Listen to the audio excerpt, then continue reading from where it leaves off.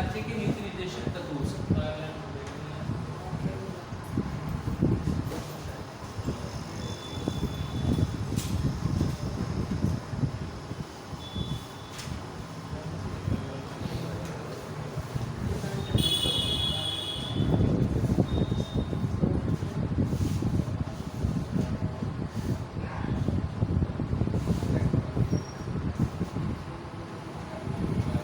पहले बहुत पढ़ा है आपने, तो कुछ याद भी होगा, और जिन्होंने पढ़ा उनको रिवाइज हो जाएगा, और जिन्होंने नहीं पढ़ा वो थोड़ा ध्यान दें। देखिए, सबसे ज़्यादा क्वेश्चन बनता है कि राज्य के नीति निर्देशक तत्व लिए कहाँ से गए? आयरलैंड से। आयरलैंड। ये क्वेश्चन सबसे ज़्यादा बनता है। तो संभवतः हो सकता है यही आपसे पूछ लिया जाए, या फिर आपसे पूछा जाता है कि भाग कौन सा है? भाग 4 है, या फिर पूछा जाता है कि अनुच्छेद कहाँ से कहाँ तक? 36 से 51। ये सबसे ज़्यादा पूछा। लेकिन आपको पता है कि हमारे संविधान में जो नीति निर्देशक तत्व है वो है किसके लिए? नागरिकों के लिए है या फिर सरकार के लिए? बीसीएस में थोड़ा इस तरीके के क्वेश्चन नीति निर्देशक तत्व नागरिकों के लिए है या फिर सरकार के लिए? तो ये दिए गए हैं सरकार के लिए। ये एक तरीके से सरकार की ड्यूटी है। नागरिकों के लिए संविधान में व्यवस्था की गई है भाग 4 के, भाग 4 के मूल कर्तव्य, ड्यूटी, फंडामेंटल ड्यूटी। तो नागरिकों की जो ड्यूटी है वो संविधान के भाग 4 के में दी गई है, लेकिन जो भाग 4 है उसमें ड्यूटी दी गई है सरकार की, कि ये सरकार की। अब जैसे आप लोग अपनी ड्यूटी निभाते हो वैसे ही सरकार अपनी ड्यूटी निभाती है। जैसे इसमें व्यवस्था दी गई है कि आप जो है जीवन स्तर को ऊंचा उठाने के लिए जो है प्लानिंग कीजिएगा, जैसे स्मोकिंग वगैरह बैन कीजिएगा, ये शराब वगैरह बैन कीजिएगा। लेकिन पता है कि सरकार कैसी ड्यूटी निभा रही है? तो जैसे आप ड्यूटी निभा रहे हो ऐसे ही सरकार ड्यूटी निभा रही है। ठीक है, चलिए खैर, इसको थोड़ा गहराई से समझेंगे। अभी हो सकता है कुछ लोगों को दिक्कत हो इसमें समझने में। पहली बात, भाग कौन सा है? भाग 4 लिए कहाँ से गए हैं? आयरलैंड के संविधान से।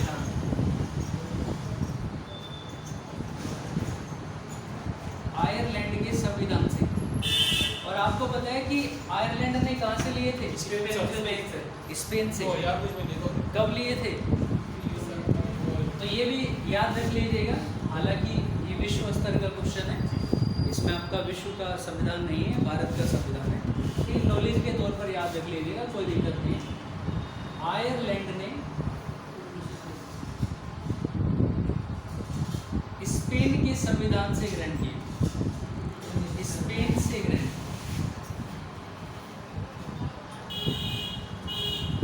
और कब किए? 1937 में। 1937 में। अच्छा, अगर आपसे पूछा जाए क्या ये हमारे संविधान में पहले से ही है या बाद में?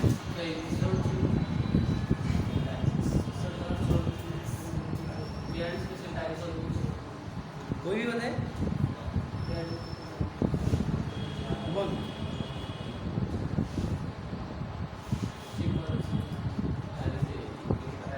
दो महीने के लॉकडाउन में सब कुछ खत्म कर दिया। चलो कोई बात नहीं, वो आप मूल कर्तव्यों की बात करें।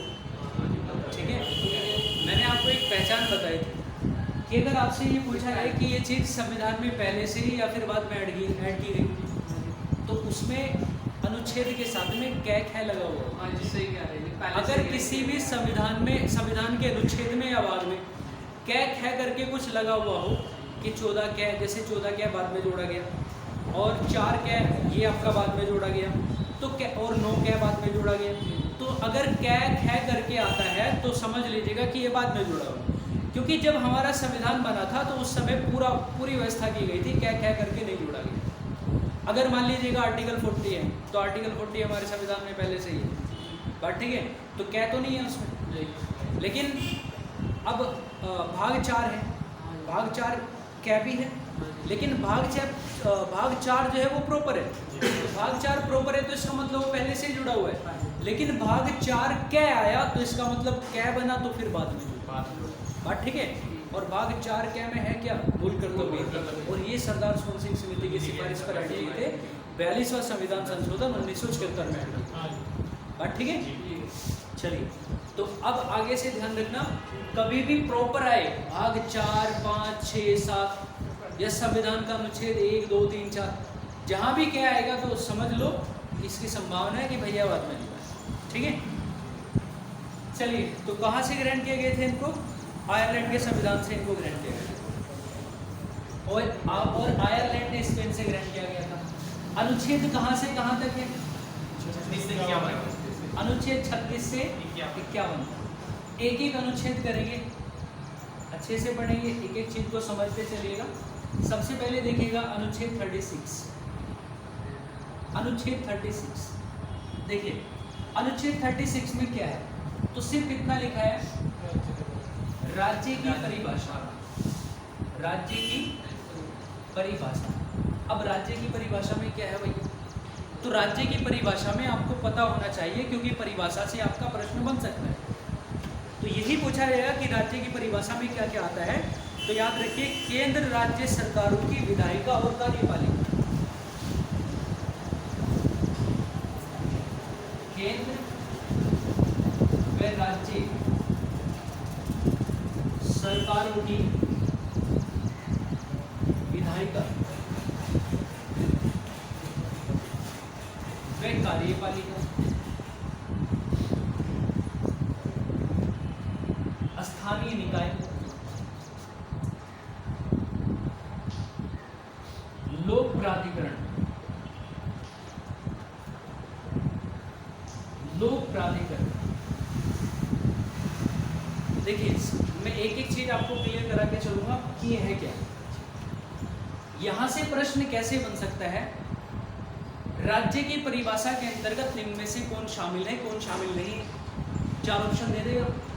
ए ऑप्शन, केंद्र व राज्य सरकारों की विधायिका कार्यपालिका। दूसरा दे देगा आपको स्थानीय निकाय। तीसरा दे देगा आपका लोक प्राधिकरण। और चौथा दे देगा आपको रिलायंस। ठीक है। तो आपको याद रखना है कि राज्य की परिभाषा के अंतर्गत केंद्र और राज्य की जो सरकारें हैं वो भी राज्य की परिभाषा में अनुच्छेद 36 के अंतर्गत विधायिका, राज्य केंद्र व राज्य की सरकारों की विधायिका। विधायिका से मतलब क्या होता है? देखिए, विधायिका का मतलब है, अगर ये विधायिका 2, एक तो राज्य की और दूसरा केंद्र की। अब अगर राज्य की विधायिका की हम बात करें तो राज्य की विधायिका को क्या बोलते हैं? राज्य की विधायिका को बोलते हैं विधानमंडल। क्या बोलते हैं? विधानमंडल। और विधानमंडल में आपको पता होना चाहिए 2 सदन हैं। कौन कौन से बताइए? विधानसभा, विधान परिषद, विधानसभा और विधान परिषद। ठीक है। और यहाँ विधानमंडल का एक अंग और भी है, याद रखिएगा, कौन? राज्यपाल। राज्यपाल। तीसरा अंग। सदन तो 2 ही होते हैं, लेकिन अंग जो है वो 3 होते हैं। ठीक है। तो हमने किसकी बात की? विधायिका। विधायिका 2, देखो यहाँ 2 विधायिका लिखी हुई है। कौन कौन सी? केंद्र और राज्य। तो हमने किसकी बात की? राज्य की बात की। राज्य की जो विधायिका है वो क्या है? विधानमंडल। और विधानमंडल में कौन कौन आता है? तो विधानसभा और विधान परिषद और राज्य। तो ये हमारे राज्य की परिभाषा में हमने ये बात की राज्य में। लेकिन अब हम अगर बात करें केंद्र में, तो केंद्र में जो है इसको हम क्या बोलते हैं? केंद्र में हम इसको बोलते हैं संसद। और जिस तरह से संसद के ये यहाँ पे राज्य में जो संसद है, यहाँ पे 3 अंग है इस विधायिका में, इसी तरीके से यहाँ पर भी 3 अंग है। कौन कौन से? एक है आपका लोकसभा, राज्यसभा और राष्ट्रपति। ठीक है। तो हमने देखा कि राज्य की परिभाषा के अंतर्गत केंद्र व राज्य सरकारों की विधायिका और कार्यपालिका। अब ये तो विधायिका हो गई। अब देखिए, विधायिका से मतलब विधान से बना है विधायिका। विधान, विधान का मतलब कानून, यानी कि जो लोग, जहाँ पे कानून बनता है, जिस घर में कानून बनता है, जो लोग कानून बनाते हैं, वो होगी विधायिका। और कार्यपालिका का मतलब क्या है? कार्यपालिका, कार्य से बना है, कार्य प्लस पालिका, मतलब जो सरकार का कार्य करने वाले लोग। पालिका का मतलब समझिएगा घर से, कार्यपालिका मतलब उन लोगों का एक घर जो सरकार के काम करने वाले। बात ठीक है। अब मुख्य कार्यपालिका क्या होगी? तो मुख्य कार्यपालिका अगर हम केंद्र में बात करें तो आपका मंत्री परिषद, और अगर हम राज्य में बात करें तो राज्य के मुख्य कार्यपालिका। हालांकि कार्यपालिका के अंतर्गत अगर हम बेसिकली देखें तो कार्यपालिका के अंतर्गत हर वो व्यक्ति आता है जो सरकार का काम कर रहा है। लेकिन अगर मुख्य कार्यपालिका की बात करें तो आपकी मंत्री परिषद से है, केंद्र में केंद्र की मंत्री परिषद और राज्य में राज्य की मंत्री परिषद। बात ठीक है। तो सरकार, केंद्र राज्यों की सरकारों की विधायिका और कार्यपालिका राज्य की परिभाषा के अंतर्गत है। दूसरा स्थानीय निकाय। स्थानीय निकाय से क्या मतलब समझते हैं? नगर निगम, नगर पालिका, तो ये सब स्थानीय निकाय, ये भी राज्य की परिभाषा के अंतर्गत है। तीसरा लोक प्राधिकरण। कभी भी लोक एक शब्द है, लोक, तो लोक का मतलब होगा जनता। बात ठीक है। लेकिन प्राधिकरण संस्थाओं से लगा लीजिए, बात ठीक है, अथॉरिटी, तो वे संस्था जो सार्वजनिक, निजी ना हो। लेकिन आज तो भैया सब कुछ निजीकरण हो गया है। जो रेलवे है वो भी सार्वजनिक थी, वो भी निजी होने लगी। चलिए ये अलग मुद्दा है, इस पर भी बात नहीं करेंगे। तो यहाँ पे लिखा हुआ है स्थानीय निकाय और दूसरा लोक प्राधिकरण। लोक प्राधिकरण से मतलब वो संस्थाएं जो सरकारी सार्वजनिक। बात ठीक है। ये सब किसके अंतर्गत आता है? यस नहीं भैया, ये तो कॉन्ट्रैक्ट बेस्ड होते हैं। राज्य की परिभाषा इसके अंतर्गत आता है। कभी भी याद रखिएगा राज्य की परिभाषा में क्या क्या आता है, तो ऑप्शन दिया जा सकता है। अब जरूरी नहीं आपको विधायिका कार्यपालिका दिया जाए, इनमें से भी उठा सकते हैं। यहाँ आपको मैंने आपको बताया, इसका मतलब नगर पालिका, नगर निगम, नगर निगम और नगर पालिका, ठीक है। और लोक प्राधिकरण सरकारी संस्था, ये सब जो है राज्य की परिभाषा के अंतर्गत आता है। अब भैया बात समझिए, ये समझना आपको बहुत जरूरी है। इसको समझाने की जरूरत क्या थी कि भैया राज्य की परिभाषा होता है। हालांकि अगर आप देखेंगे तो संविधान में इससे पीछे भी आपको मिल जाएगी एक बार राज्य की परिभाषा, वहाँ भी यही बात लिखी हुई है। इससे पहले कहाँ पे है? तो वो है अनुच्छेद 12, मूल अधिकारों में अनुच्छेद 12। अनुच्छेद 12 में भी राज्य की परिभाषा दी गई और वहाँ भी यही बातें लिखी गई। तो यहाँ पे इसलिए लिखा गया है कि भैया इनकी ड्यूटी है, जो हम आगे पढ़ने वाले वो चीज़ें इनकी ड्यूटी है, ये इनका ध्यान, क्योंकि ये सरकार की बात क्लियर। चलिए, तो इसको ध्यान में रखिएगा। आर्टिकल 36 हमने कंप्लीट किया। उसके बाद हम आगे आते हैं आर्टिकल 37। हाँ, यहाँ से प्रश्न ऐसे बनेगा, ध्यान रखिएगा। राज्य की परिभाषा, अनुच्छेद 36 में राज्य की परिभाषा के अंतर्गत इनमें से कौन शामिल है? ध्यान रखिएगा, केंद्र व राज्य सरकारों की विधायिका में राज्य की और केंद्र की अलग अलग हो सकती है। ये विधानमंडल है, इसमें इधर संसद है, दोनों सदन है, अंग वाली बात है। दूसरा कार्यपालिका, मुख्य तो है जो केंद्र की कैबिनेट मंत्री परिषद, राज्य वाली, और आपकी राज्य में राज्य वाली, और दूसरी केंद्र में केंद्रीय वाली। स्थानीय निकाय, नगर निगम, नगर पालिका वगैरह, और दूसरा लोक प्राधिकरण जो सार्वजनिक संस्था होती है उनकी बात, ठीक है। चलिए नेक्स्ट आते हैं 37।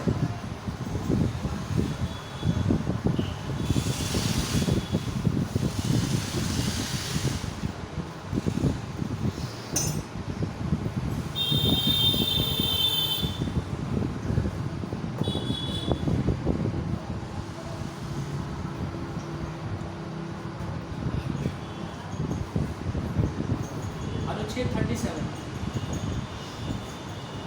देखिए, अनुच्छेद 37 जो हम पढ़ने जा रहे हैं, अनुच्छेद 37 में आपको 3 बातें याद रखनी है। एक बात क्या है, सरकार इन्हें लागू करने के लिए बाध्य नहीं है, लागू करने के लिए बाध्य नहीं है।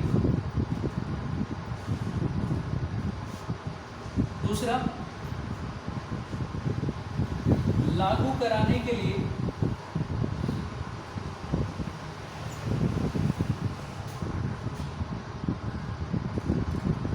न्यायालय का सहारा नहीं लिया जा सकता।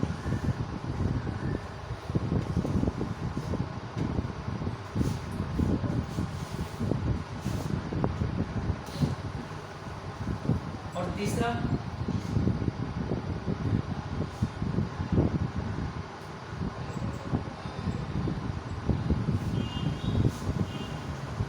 सरकार द्वारा कानून बनाते समय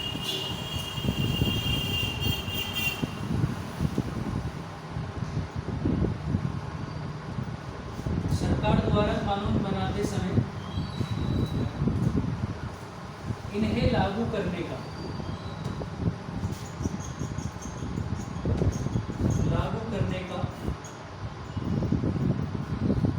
सरकार का कर्तव्य। देखिए, हो सकता है अभी आपको ये बात थोड़ी सी क्लियर ना हुई हो कि हम पढ़ क्या है, और मैं जब भी ये चीज़ें पढ़ाता हूँ तो आपको पहले बता देता हूँ कि जैसे जैसे आप आगे बढ़ेंगे तो समझ में आता चलेगा। तो इसको और अच्छे से समझने के लिए कुछ बातें मैं नोट कर दे रहा हूँ। क्या कि हम सरकार की ड्यूटी पढ़ रहे हैं, हम सरकार की ड्यूटी पढ़ रहे हैं। अब सरकार की ड्यूटी में क्या है? सरकार की ड्यूटी में यह है कि सरकार स्मारकों का संरक्षण करे।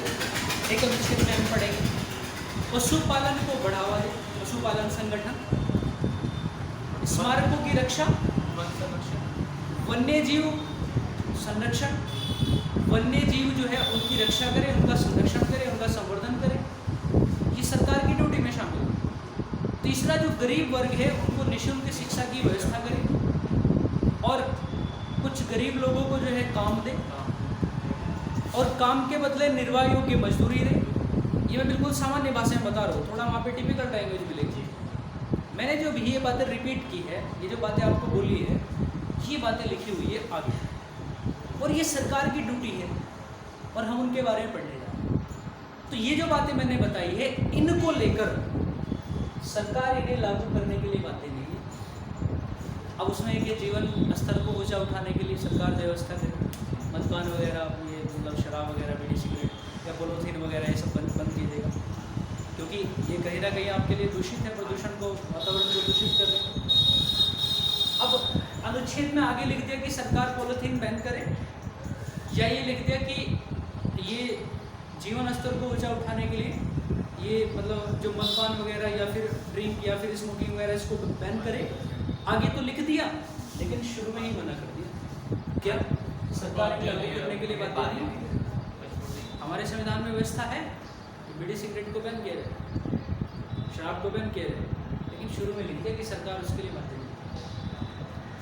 दूसरा, अगर मान लो कानून को ये बात अच्छी लग रही है कि भैया सिगरेट तो बैन होनी चाहिए और संविधान में भी व्यवस्था है, तो सरकार इसको लागू क्यों नहीं कर रही है? सरकार को लागू करना चाहिए, तो कानून मान लीजिएगा सुप्रीम कोर्ट चले गए, तो उन्होंने स्पष्ट लिख दिया कि लागू करने के लिए न्यायालय का सहारा नहीं लिया जा सकता।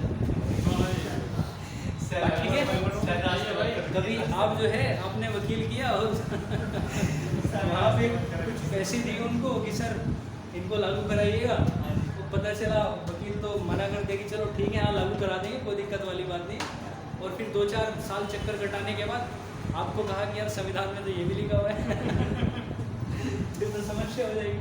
तो पहले ही लिख दिया कि सरकार जो है वो सरकार बाध्य नहीं है और लागू कराने के लिए न्यायालय का सहारा नहीं लिया जा सकता। लेकिन फिर भी सरकार को एक बात कही गई है कि सरकार द्वारा कानून यदि बनाया जा रहा है, कभी भी जो भी कानून बनाया जा रहा है, उस कानून को बनाते समय इन्हें सरकार लागू करे, वो सरकार का ये कर्तव्य है। सिर्फ कर्तव्य है भैया, मजबूरी नहीं है, मजबूरी नहीं है, जरूरी नहीं है, वो ड्यूटी है। जैसे आप अपनी ड्यूटी निभाते हो वैसे सरकार अब ड्यूटी निभा रही है, समझ गए? हाँ। चलिए, तो ये आर्टिकल 37 है, ये ध्यान रखिए, ठीक है। नेक्स्ट आते हैं,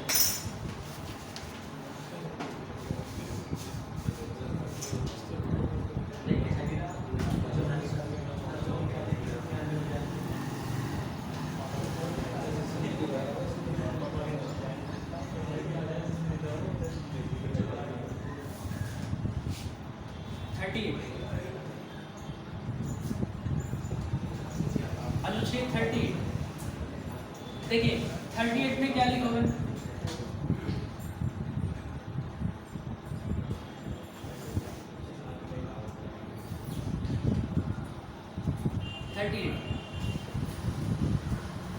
लोक कल्याण की अभिवृद्धि के लिए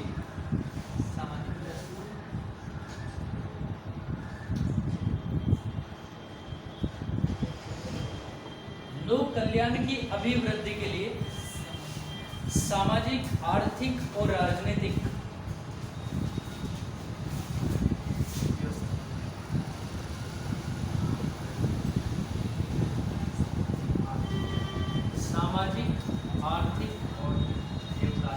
राजनीतिक न्याय द्वारा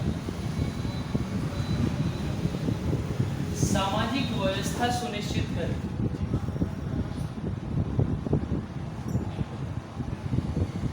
सामाजिक व्यवस्था सुनिश्चित करें।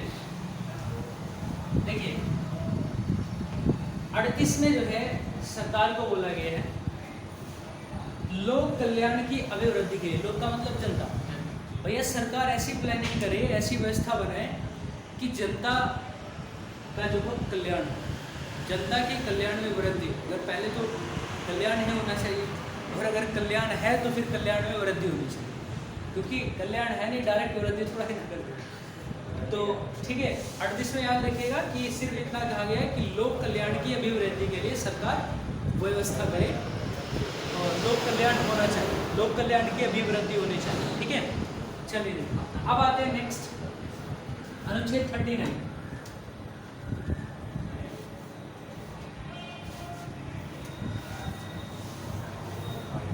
अनुच्छेद 39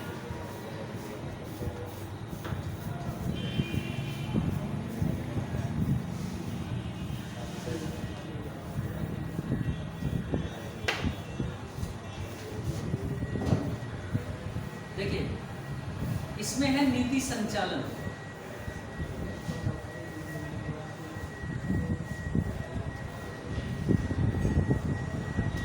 सरकार नीतियों का संचालन करने के लिए कुछ बातों का ध्यान रखे, ये बोला गया। नीति का संचालन करने के लिए सरकार कुछ बातों का ध्यान रखे। अब वे कौन कौन सी है वो क्या क्या करके आपके संविधान में दिया है। तो सबसे पहला जो पॉइंट है, इसमें सभी नागरिकों को जीविका के पर्याप्त साधन प्राप्त करने का अधिकार। ये क्या में लिखा हुआ है? सभी नागरिकों को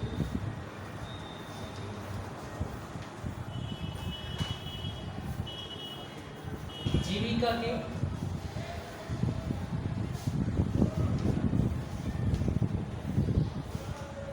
पर्याप्त साधन प्राप्त करने का अधिकार,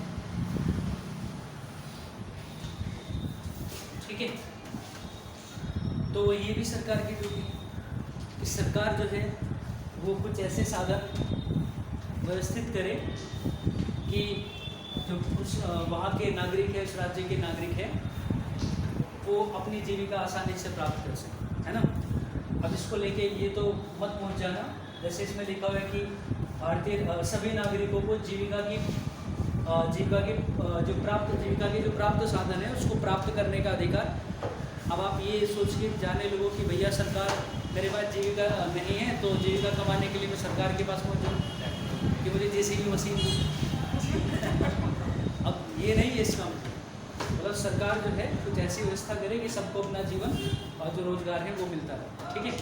चलिए, ये क्या में व्यवस्था है। उसके बाद देखिए ख्या में क्या हुआ है, सामूहिक हित के लिए समुदाय के भौतिक संसाधनों का समान वितरण। तो आप ये सीधे से लिख सकते हैं, भौतिक संसाधनों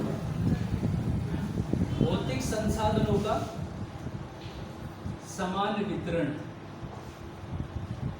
भौतिक संसाधनों का समान वितरण। जैसे मान लो आप में से कोई एक आदमी खेती कर रहा है और आपका जो पड़ोसी है, तो ऐसा नहीं है कि आपको अपनी खेत की सिंचाई करने के लिए एक आदमी को पानी जो है वो उसका राइट है और एक को नहीं है, सबको बराबर है। जितने भी हमारे भौतिक संसाधन हैं उस पर हमारा सबका बराबर हिस्सा है, ठीक है। ये 39 ख में है, याद रखिएगा, भौतिक संसाधनों का समान वितरण। तीसरा, धन और उत्पादन के साधनों का संकेंद्रण को रोकना।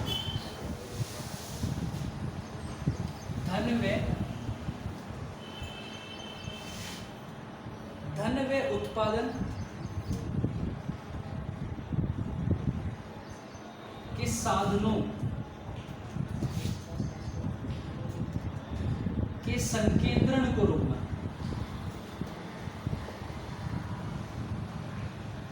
संकेंद्रण को रोकना। देखिए इसका मतलब क्या हुआ, इससे रिलेटेड आपका आर्टिकल मूल अधिकार में भी था, आपने देखा होगा संपत्ति का अधिकार। संपत्ति का अधिकार वो समाप्त कर दिया था, कौन सा संशोधन था? 44वां संविधान संशोधन समाप्त कर दिया था 1978 में। क्यों? क्योंकि अगर संपत्ति का अधिकार है तो इसका मतलब हम फिर टैक्स भी नहीं लगा सकते, और किसी आदमी के, एक आदमी के पास कितना ही पैसा हो जाए और एक आदमी कितना ही गरीब हो जाए तो उसका भी फिर उल्लंघन होता। तो ये संपत्ति का संकेंद्रण का मतलब ये है कि सारा पैसा एक जगह, एक आदमी पे इकट्ठा ना हो जाए। फिलहाल की जो व्यवस्था है वो एक अलग बात है, क्या चल रहा है समाज में वो एक अलग बात है, लेकिन यहाँ यही बात है कि कोई भी उत्पादन या फिर धन उसके इकट्ठे होने को रोकना है। सरकार ऐसी प्लानिंग करेगी कि गरीबों को भी संसाधन प्राप्त हो और वहाँ तक भी जो है वो पैसा पहुँचे अपने जीवन चलाने के लिए। ऐसा ना हो कि समाज के 5% लोगों पर ही पूरे देश का पैसा इकट्ठा हो गया, गरीबों के पास कुछ है ही, तो ऐसी व्यवस्था करें। अब ये व्यवस्था जो टैक्स वगैरह, टैक्स वाली है, ये इसी बात को, इसका भी तो ये इम्प्लीमेंट होता है। आप अगर ध्यान से सोचो तो टैक्स जो लिया था गरीबों से तो नहीं लिया जाता, पैसों वाले से लिया जाएगा। मान लो किसी के पास 20 करोड़ 20 अरब रुपया है तो उस पर उतना टैक्स लगेगा। अब वो टैक्स में जो पैसा वसूल किया गया है वो गरीबों पर जो योजना चलाई जा रही है, वो गरीबों पर जो योजना, गरीबों के लिए जो योजना चलाई जा रही है उसमें उस पैसे को इन्वेस्ट कर दिया जाए ताकि पैसों का संकेंद्रण ना हो, धन का संकेंद्रण ना हो, उसका बराबर वितरण हो सके, ठीक है। चलिए नेक्स्ट आइएगा।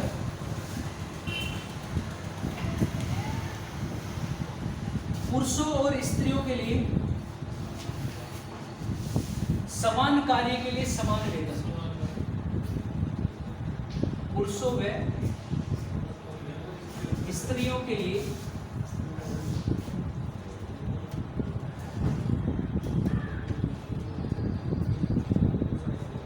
समान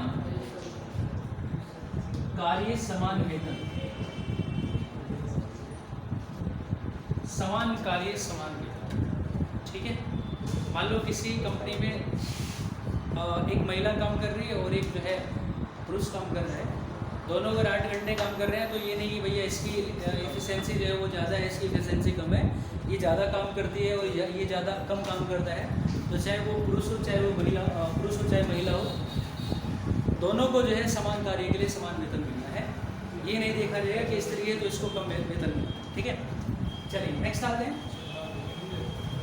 और ये ध्यान रखिएगा, ये भैया बहुत ज़्यादा इम्पोर्टेंट है, इसको लिख लेना, कई बार पूछा जा चुका।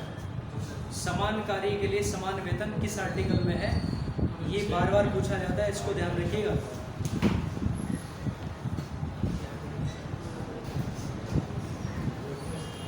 चलिए नेक्स्ट आते हैं।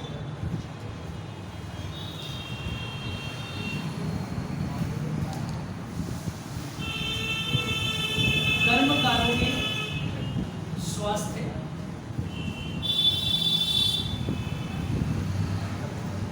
कर्मकारों के स्वास्थ्य और बालकों की अवस्था के दुरुपयोग से संरक्षण।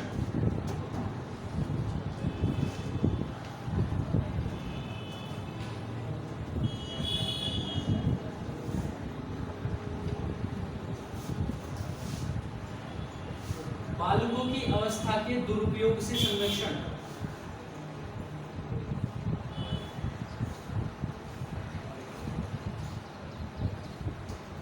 देखिए, संरक्षण का मतलब होता है बचाव करना। तो यहाँ पे किस चीज का बचाव रखा गया है कि जो कर्मकार है, कर्मकारों का अगर स्वास्थ्य सही है तो ही उनसे काम लेना उचित है। अगर उनका स्वास्थ्य नहीं है तो छुट्टी पर भेजा जा सकता है, कुछ समय के लिए छुट्टी दे दीजिएगा। इसी तरह से जो है वो बालकों के लिए व्यवस्था की गई है कि बालकों की अवस्था के भी दुरुपयोग से संरक्षण रखा गया है।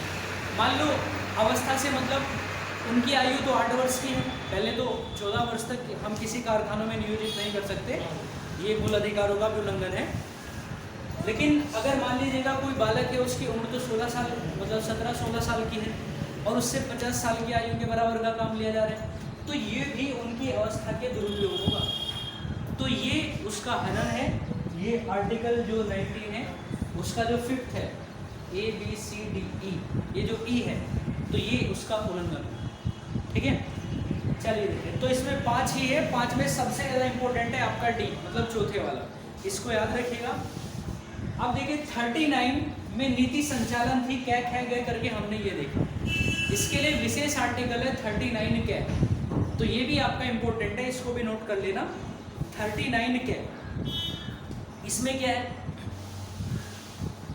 अनुच्छेद 39 के, तो 39 के में है समान न्याय एवं गरीबों को निशुल्क विधिक सहायता उपलब्ध कराना। समान न्याय एवं निशुल्क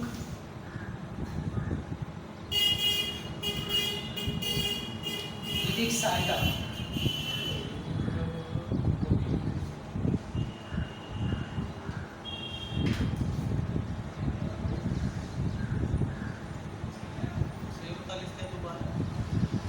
क्या है, देखो मैंने आपको भी बताया कि ये आर्टिकल 39 कंप्लीट है, बात क्लियर।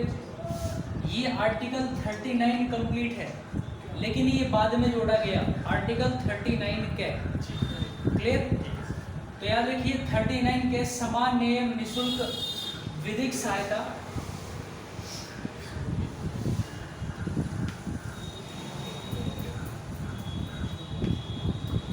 उपलब्ध कराना। और ये किन के लिए है, सिर्फ गरीबों के लिए।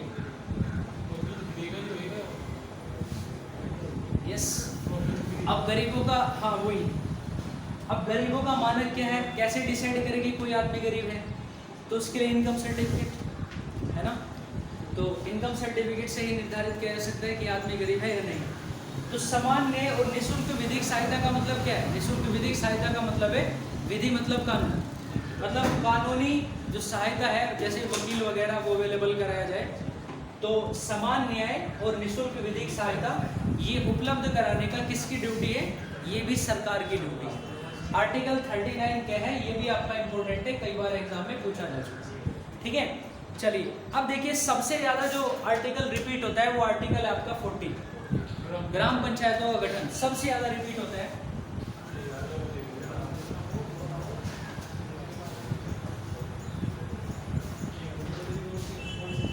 अनुच्छेद 40, ग्राम पंचायतों का गठन, ग्राम पंचायतों का गठन।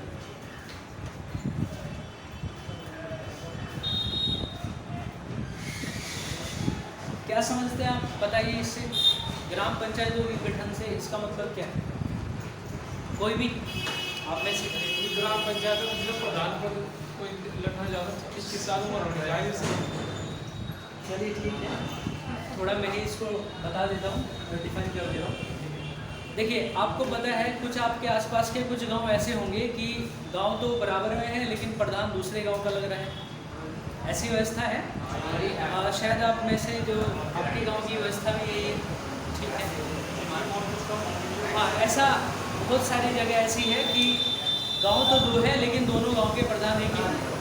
उसकी वजह क्या है, वहाँ पर एक निश्चित मतदाता का उपलब्ध न होना, निश्चित जनसंख्या का उपलब्ध न होना। अभी यूपी की व्यवस्था तो शायद मैं थोड़ा सा कंफ्यूज हूँ इसमें, लेकिन हरियाणा में व्यवस्था है कि वहाँ कम से कम किसी ग्राम पंचायत का गठन करने के लिए, एक नया गांव वहाँ पे प्रधान बनाने के लिए न्यूनतम जो संख्या है वो उस गांव की 500 होनी चाहिए। लगभग हमारे यहाँ थोड़ा सा कम ज़्यादा है, हमारे यहाँ थोड़ा कम ज़्यादा है, सिर्फ नहीं है। हरियाणा की व्यवस्था है कि 500 अगर वहाँ पे है तो उस गाँव, वो गाँव आपका अलग हो जाएगा। अगर मान लो वहाँ पे 500 में 400 है तो बराबर में जो उसके नज़दीक जो पास में गाँव पड़ता होगा, वहाँ पे मान लो किसी गांव में 2000 या फिर मान लो उस गांव में 4000 है, तो यहाँ तो कन्फर्म है, यहाँ तो ग्राम पंचायत है ही। तो ये जो छोटा गांव है इसको किसी इस गांव के साथ में अटैच कर दिया बात, ठीक है। तो दूसरा गांव उसके उस गांव के अंडर में रहता है, उस गांव के अटैच में रहता है, अटैचमेंट में रहता है। तो ये आर्टिकल 40 इसके लिए फिक्स कर दिया गया कि ग्राम पंचायतों का गठन यदि वो योग्य है, वहाँ पर पर्याप्त जनसंख्या है, जो निश्चित जनसंख्या जो फिक्स है वो अगर वहाँ पे निश्चित है तो ग्राम पंचायतों का गठन सरकार कराए। ऐसा ना हो कि वहाँ जनसंख्या पूर्ण है लेकिन ग्राम पंचायतों का गठन नहीं हो पाता। तो ये वेरी मोस्ट इम्पोर्टेंट है भैया, इससे ज़्यादा शायद ही राज्य के नीति निर्देशक तत्वों में कोई अनुच्छेद रिपीट होगा, सबसे ज़्यादा है, ठीक है।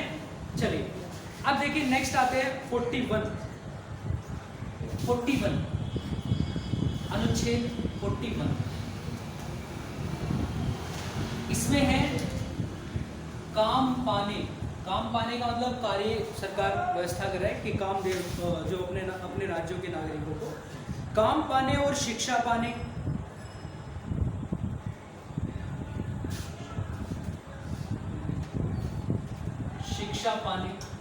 तथा निशक्त जनों को, निशक्त जन का मतलब क्या समझते हैं? निशक्त जन का मतलब एक तरीके से बेसहारा लोग, ठीक है, जिसके पास मतलब रोजी रोटी भी नहीं है, कोई आश्रय नहीं है, कोई दूसरा कोई कमाने वाला नहीं है, तो निशक्त जन हम उनको बोल सकते हैं।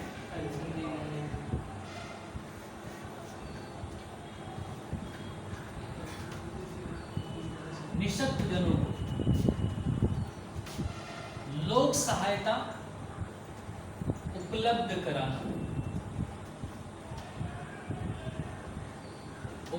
कराना,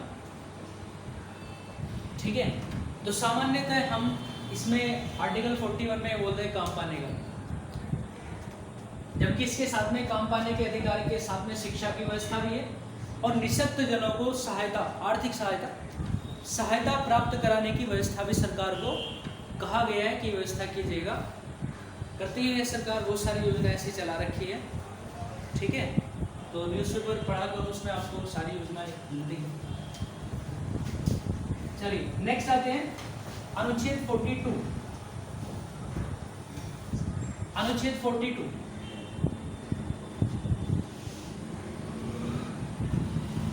इसमें है काम की मानवोचित दशा का होना, काम की मानवोचित दशा का होना। देखिए पहले वाले आर्टिकल से अगर आप इसको जोड़ के रखेंगे, इसकी जिम्मेदारी आपकी है, ठीक है। ये इसकी काम की मानवोचित दशा का सही होना, पीछे वाले आर्टिकल से अगर आप जोड़ के रखेंगे तो बहुत आसान है इसको याद करना। हमें पता है कि यहाँ पे काम पाने का अधिकार, अगर सरकार ने पहले काम दिया है तो उसके जस्ट आर्टिकल जो जस्ट बाद में है उसमें उस काम की दशा का मानवोचित होना चाहिए। मानवोचित का मतलब मानव के लिए जो उचित हो, जो मानव के लिए उचित हो, ठीक है। तो पता चला कोई काम है, पत्थर है मान लो 200-400 क्विंटल के, और उसमें कोई कह रहा है कि उठाओ इसको, उठा के चलो, तो मतलब मशीनों का काम है तो मशीनों से लिया जाना चाहिए, और मानव के लिए अगर उचित है, मानव अगर उसको कर सकता है तो वो ठीक है। इसलिए काम की मानवोचित दशा का होना ये होना चाहिए आर्टिकल 42 में। उसके बाद देखिएगा अनुच्छेद 43, ये भी आपके लिए इम्पोर्टेंट है। ये भी आपका इसी से जुड़ के याद रहेगा। निर्वाह योग्य मजदूरी, निर्वाह योग्य मजदूरी। देखिए तीनों आर्टिकल को याद रख सकते हैं बहुत आसानी से। 41 में काम पाने का अधिकार है, 42 में काम की मानवोचित दशा का ठीक होना, और जब काम की मानवोचित दशा ठीक है और हमने काम कर लिया है तो काम करने के बाद तो भैया मजदूरी मिलनी चाहिए, जो उसने किया उसका रिजल्ट मिलना चाहिए। तो निर्वाह योग्य मजदूरी की जो व्यवस्था है वो आर्टिकल 43 में है, ये आपके लिए इम्पोर्टेंट है, ठीक है। चलिए अब देखिएगा आर्टिकल 43 का भी क्या है, ये भी आपके लिए इम्पोर्टेंट है। अनुच्छेद 43 क्या है, 43 क्या है, 43 क्या में क्या है,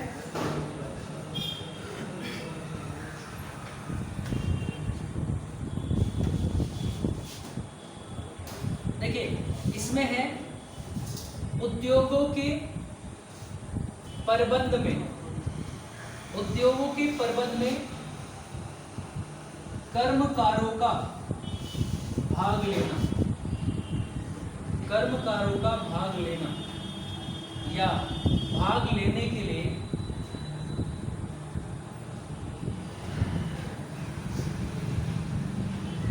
सरकार व्यवस्था बनाए, व्यवस्था बनाए या फिर कदम उठाए, एक ही बात। जैसे अब इसको समझ लीजिएगा, इसमें ये बात कही गई है, मान लो कोई कंपनी है और भारत रत्न कंपनी है, नवरत्न कंपनी है, मिनी रत्न कंपनी है, तो ये जो बड़ी कंपनियां हैं इनके लिए व्यवस्था ये है कि जब वो कोई प्लानिंग करे या वहाँ पर एम्प्लॉयज़ की आवश्यकता हो, यदि ना भी हो तो प्रयास किया जाए कि वहाँ पर कर्मकारों का पार्टिसिपेशन हो वहाँ के काम में, उनको नियोजित किया जाए, सरकार ऐसी व्यवस्था बनाए। तो सरकार चाहे तो ये पॉसिबल है। तो जितने भी उद्योग हैं उन उद्योगों के प्रबंध में कर्मकारों, कर्मकारों का मतलब काम करने वाले, तो काम करने वालों का भाग लेना, इसके लिए सरकार व्यवस्था बनाए कि उसमें उनको रोजगार मिल सके। इसके लिए आर्टिकल 44, किसी को यदि कोई दिक्कत हो किसी आर्टिकल में, कोई क्लियर ना हो तो मुझे बता देना, ठीक है। 44 देखिए इसमें समान सिविल संहिता, समान सिविल संहिता, समान सिविल संहिता का मतलब क्या है? देखिए समान का मतलब है बराबर, और सिविल का मतलब है जनता, और संहिता का मतलब कानून बोल सकते हैं, ठीक है। मतलब समान सिविल संहिता वो व्यवस्था जहाँ पर सबके लिए समान कानून हो, बात ठीक है, वो व्यवस्था जहाँ पर सबके लिए समान कानून हो। आपने देखा होगा हिंदुओं में जो है एक हिंदू विवाह अधिनियम, पुनर्विवाह अधिनियम 1960 अलग कानून है, वो मुस्लिमों में लागू नहीं हो सकता। मुस्लिमों में कानून है कि वो साथ शादी कर सकते हैं, बात ठीक है, वो हिंदुओं के कानून में लागू नहीं हो सकता, अलग अलग कानून हो और दोनों समाज में लागू है। तो वो कानून जो इन दोनों को हटाकर एक कानून, ये व्यवस्था कहलाएगी समान सिविल संहिता, और भारत के एकमात्र राज्य में ये लागू है, और वो राज्य कौन सा है? तो याद रखिएगा समान सिविल संहिता अनुच्छेद 44, सबके लिए समान कानून, सब जनता के लिए समान कानून। आर्टिकल 44 ये लागू है किसमें? याद रखिएगा गोवा में लागू है, गोवा में लागू। क्लियर? चलिए उसके बाद नेक्स्ट आते हैं 45। 45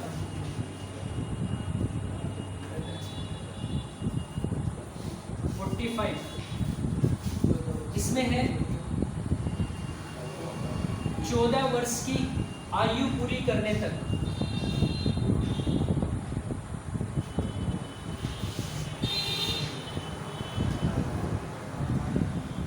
निःशुल्क एवं अनिवार्य शिक्षा,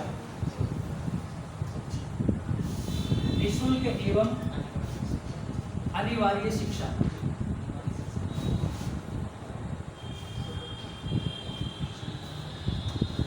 सरकार की ये ड्यूटी है, सरकार ऐसी व्यवस्था करे कि 14 वर्ष से जो कम आयु के बच्चे हैं उनको सरकार निःशुल्क और अनिवार्य शिक्षा, कोई इसमें दिक्कत वाली बात नहीं है। चलिए आर्टिकल 46, आर्टिकल 46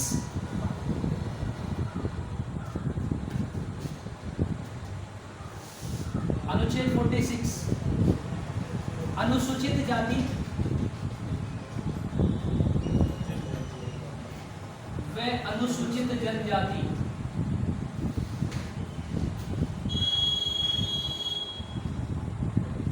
व अन्य दुर्लभ वर्ग या दुर्लभ वर्गों के लिए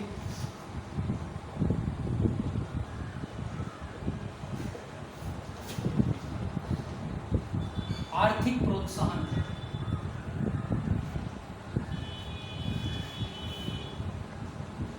आर्थिक प्रोत्साहन मतलब समझ ही गए होंगे। कोई भी जो दुर्लभ वर्ग है, वो चाहे अनुसूचित जाति है, अनुसूचित जनजाति है, कोई अन्य वर्ग है, अगर वो वास्तव में दुर्लभ है, गरीब अर्थव्यवस्था है, मतलब गरीब है वे लोग, तो सरकार उनको आर्थिक प्रोत्साहन दे सकती है, उनके लिए कोई योजना ला सकती है कि उनको 2-2 हज़ार रुपये, 5-5 हज़ार रुपये उसका कोई वितरण करें, ठीक है, ताकि उनके लिए थोड़ा कुछ जीवन सरल हो सके। यस, चलिए आर्टिकल 47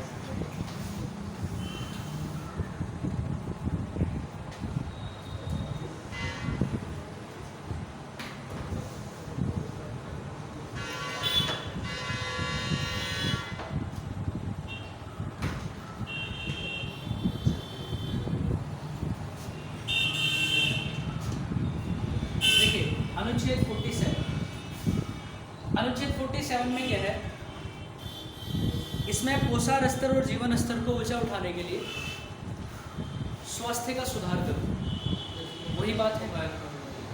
अब आप इसमें खुद सोच सकते हैं कि पोषाहार स्तर और जीवन स्तर इसको ऊंचा उठाने के लिए स्वास्थ्य में सुधार करने से संबंधित जितने भी प्लानिंग है वो सरकार कर सकती है।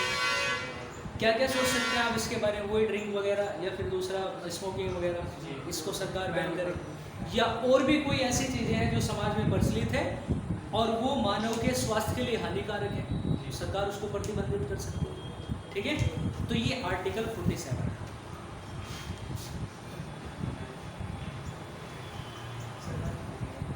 पोषाहार स्तर तथा जीवन स्तर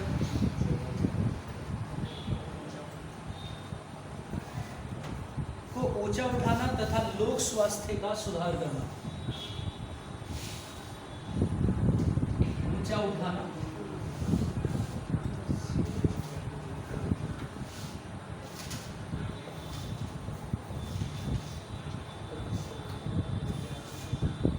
लोक स्वास्थ्य का सुधार करना,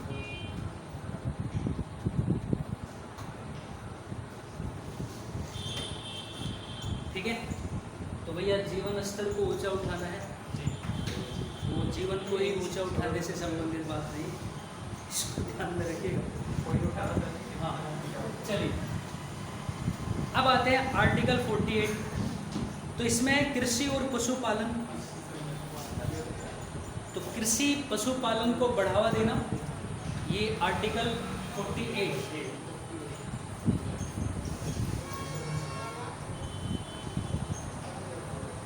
कृषि तथा पशुपालन संगठन,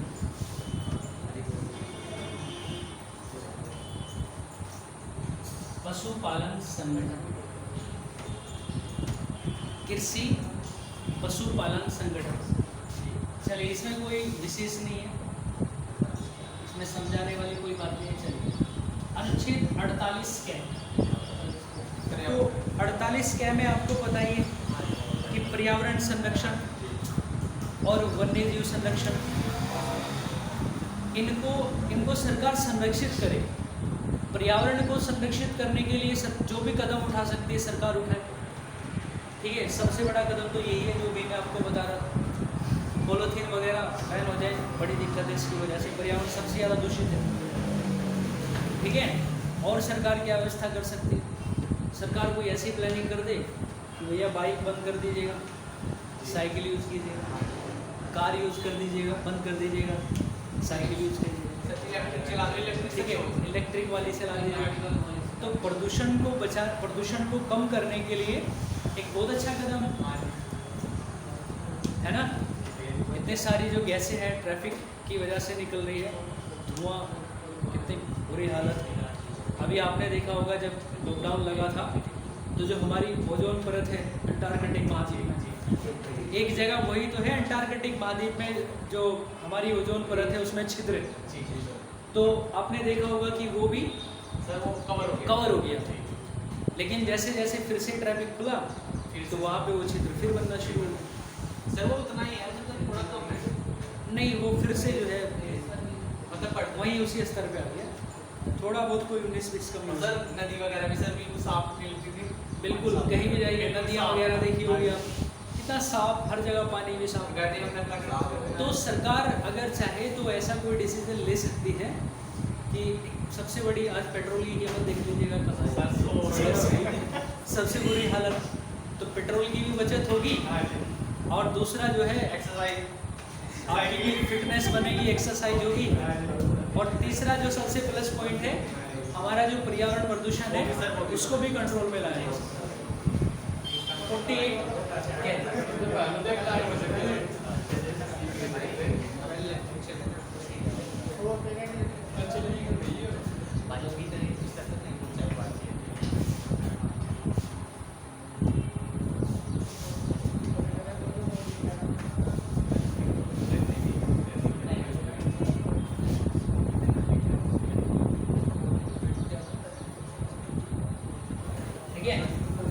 पर्यावरण संरक्षण तथा वन्य जीवों की रक्षा, ये आर्टिकल 48। अब नेक्स्ट आइए 49। चलिए 2-3 आर्टिकल रहेंगे, ज्यादा नहीं है।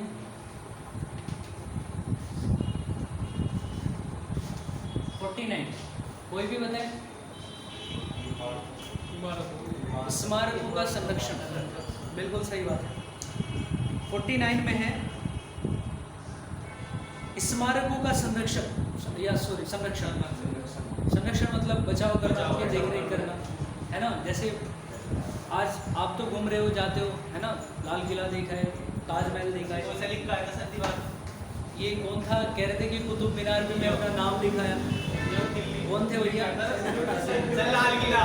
तो लाल किला में लिखा, ये क्या करना चाह रहे थे कि लाल किले पे इन्होंने अपना नाम लिख दिया, तो उससे क्या तुम्हारा हो गया भाई? इन चीज़ों से बचना चाहिए। आप आर्टिकल 49 जो है उसका हनन कर रहे हैं, ठीक है, उसका उल्लंघन कर रहे हैं, तो ध्यान रखिए आगे से। फाइनली कुल मिला के ये इसमें कहा गया है, ऐसा ना हो कि आज आप जितने भी स्मारक आप देख रहे हो, कहीं आने वाली जो जनरेशन है वो सिर्फ उनको फोटो में ना देखे कि भैया ताजमहल ऐसा हुआ करता है। तो इसका संरक्षण, स्मारकों का संरक्षण। चलिए अनुच्छेद 50 कार्यपालिका, बिल्कुल, न्यायपालिका का पृथक्करण, कार्यपालिका तथा न्यायपालिका का पृथक्करण। अब मतलब समझ लीजिए, जहाँ भी थोड़े से वर्ड आ जाते हैं डिफिकल्ट, वहाँ आपको समस्या होनी शुरू हो जाती है। देखिए कार्यपालिका और न्यायपालिका। कार्यपालिका से, पालिका का मतलब समझिएगा घर, और कार्य का मतलब ठीक है कार्य करने वाले, मतलब कार्य करने वालों को, लोगों का घर, वो कार्यपालिका। मुख्यतः मैंने भी बताया था, पिछले आर्टिकल में भी आया था 36 में, मुख्यतः कार्यपालिका जो है वो आपका मंत्री परिषद होती है। न्यायपालिका, न्याय प्लस पालिका, यानी कि न्याय करने वालों का घर, वे लोग जो न्याय करते हैं, न्यायपालिका के अंतर्गत हुआ है। आर्टिकल 50 में ये कहा गया है कि इन दोनों का अलग अलग होना जरूरी है। ऐसा नहीं कि कार्यपालिका और न्यायपालिका एक जगह मिलजुल के काम कर ले, मतलब एक जगह हो जाए, ऐसा नहीं होना चाहिए। ऐसा क्यों नहीं होना चाहिए? आपने देखा होगा अभी पीछे 2014 की बात है, 2014 शायद 16 या 15 की बात है, लगभग 4-5 साल पहले बात है। जो सुप्रीम कोर्ट है उसमें जजों को नियुक्त करने की व्यवस्था चेंज की जा रही थी। अभी तो कोलिजियम व्यवस्था है। कोलिजियम व्यवस्था में क्या होता है कि चाहे सुप्रीम कोर्ट में मुख्य न्यायाधीश हो चाहे अन्य न्यायाधीश हो, उसकी जो नियुक्ति होती है अन्य न्यायाधीशों की, वो सुप्रीम कोर्ट के मुख्य न्यायाधीश जो है राष्ट्रपति को सलाह देते थे, और उस सलाह बेस पर ही राष्ट्रपति अन्य न्यायाधीश की नियुक्ति करते हैं। लेकिन इस व्यवस्था को चेंज करके सरकार जो व्यवस्था करने जा रही थी वो क्या करने जा रही थी कि अब राष्ट्रपति तो नियुक्ति करेंगे लेकिन सुप्रीम कोर्ट के मुख्य न्यायाधीश की सलाह पर नहीं करेंगे। उसके लिए हम एक अलग पैनल बना रहे हैं, एक अलग समिति बना रहे हैं। उस समिति में वे सदस्य होंगे जो सरकार निर्धारित कर रही है, उसमें से कुछ आदमी सरकार के होंगे। बात ठीक है? अब देखिएगा, अब ये बात आप खुद समझिएगा। अब ये 4 आदमियों का पैनल है जो कोर्ट के जजों को चुनेगा। इसमें से अगर मान लो 2 आदमी सरकार ने अपने रख दिए, तो भैया फिर तो जो सरकार कहेगी वही ये आदमी करेंगे, और ये आदमी उन्हीं को चुनेगी जिनको सरकार करेगी। तो मतलब न्यायिक व्यवस्था भी इनके हाथ में आ गई। अब चाहे जिसको चाहो 4 साल की सजा करा दो और जिसको चाहो 10 साल की सजा करा दो, तो भैया ये तो गड़बड़ हो जाएगी इस तरह से। तो इसी वजह से इस बात को ध्यान में रखते हुए कार्यपालिका और जो न्यायपालिका है उसको अलग करने के लिए कहा गया है कि कार्यपालिका और न्यायपालिका का आपस में कोई इंटरफेयर नहीं होना चाहिए। बात ठीक है? चलिए, तो याद रखिएगा 50 में यही व्यवस्था है। उसके बाद अनुच्छेद 51 अंतरराष्ट्रीय शांति सुरक्षा।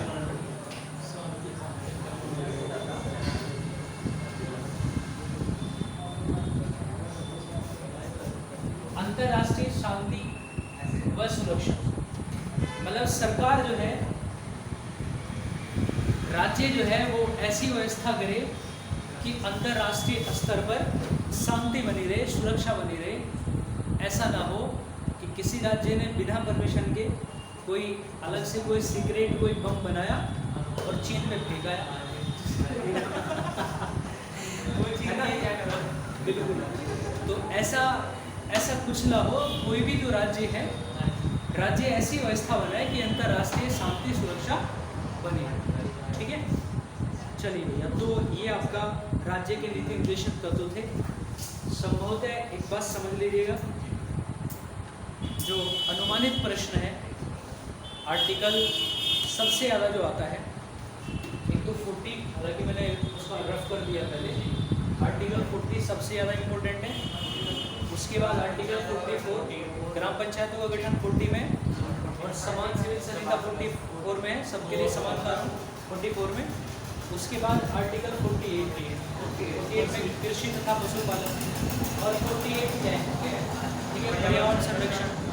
और उसके बाद आपका 49 स्मारकों का संरक्षण। ये आपके आर्टिकल सबसे ज़्यादा इम्पोर्टेंट है, इनको बिल्कुल मिस मत करना, ये सबसे ज़्यादा रिपीट होता है। अगर आर्टिकल आते हैं तो इनमें से आते हैं, अच्छी बात है, आप सारा याद कर लो, क्योंकि आपको एसआई का भी एग्ज़ाम देना है पैट के अलावा। एसआई में पता नहीं आपसे क्या पूछ ले रहे हैं, तो कोशिश करो कि सब कुछ याद रहे। अगर कुछ भूल जाए तो इनको तो बिल्कुल इग्नोर मत करना। और दूसरा, जो सबसे पहले मैंने स्टार्टिंग में बताया था कि भाग कौन सा है, कहाँ से लिए गए हैं, आयरलैंड से लिए गए, अनुच्छेद कहाँ से कहाँ तक है, 36 से 56। ये बेसिक बात है, इनको तो बिल्कुल मत भूलना। सबसे ज़्यादा जो इम्पोर्टेंट पार्ट है ये आपका 5 आर्टिकल ये, और दूसरा 3-4 बातें वो, 6-7 बातें हैं, इन्हीं में से प्रश्न मिल जाता है। अच्छी बात है, नॉलेज के तौर पर सारा है। ठीक है? चलिए, बाकी जो है अगली क्लास में देखेंगे।